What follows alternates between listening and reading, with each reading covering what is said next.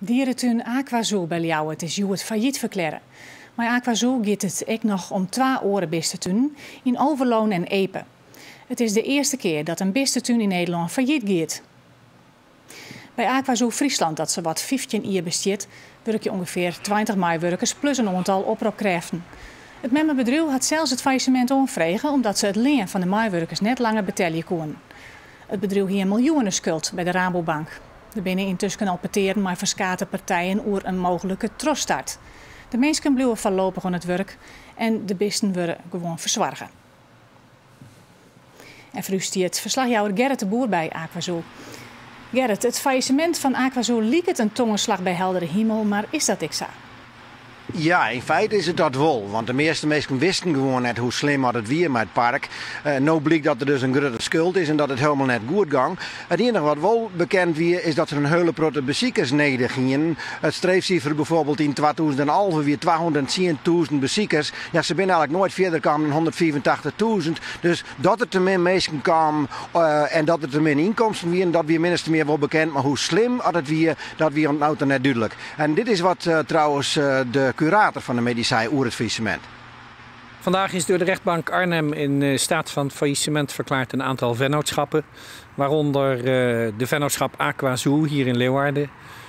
Maar ook dierenpark De Wissel BV in Epe, een klein dierenpark.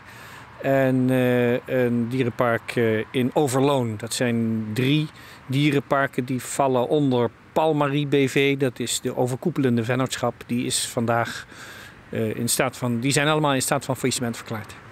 Hoe is het zover gekomen? Dat is altijd een combinatie van factoren. Uiteindelijk hebben ze zelf het faillissement aangevraagd. En dat is, de combinatie daarvan is dat de schuldenlast die is altijd hoog geweest en is hoog gebleven. Die kon moeilijk worden ingelost. En dat kwam ook onder andere omdat het bezoekersaantal is afgenomen. Wil je attractieparken en dierenparken aantrekkelijk houden, dan moet je goed investeren. Dan moet je met nieuwe attracties komen. Dan komen mensen vaak terug. En daar is veel geld voor nodig.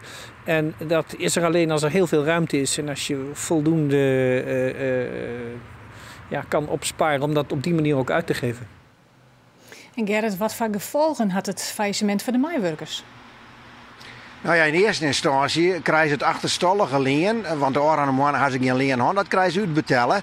Dat is het gevolg van het faillissement. Beschut ik dat ze in de opzichtstermijn komen van zo'n 4 rond 8 weken. Ook in die tijd is hun salaris gegarandeerd. Maar ja, als er dus net een partij komt die eventueel deze bistentuin oernemen zal, ja, dan staan ze op strijd. En dan gaat het om zo'n 20 verste mensen en ook nog ongeveer een 20 oproepkrachten.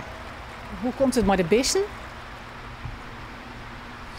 Ja, dat is een prioriteit, dat is belangrijk. Dat mag zelf niet maar gebeuren. Er is een overkoepel in de organisatie van bistentuin in Nederland, maar ook Europese organisaties zorgen daarna.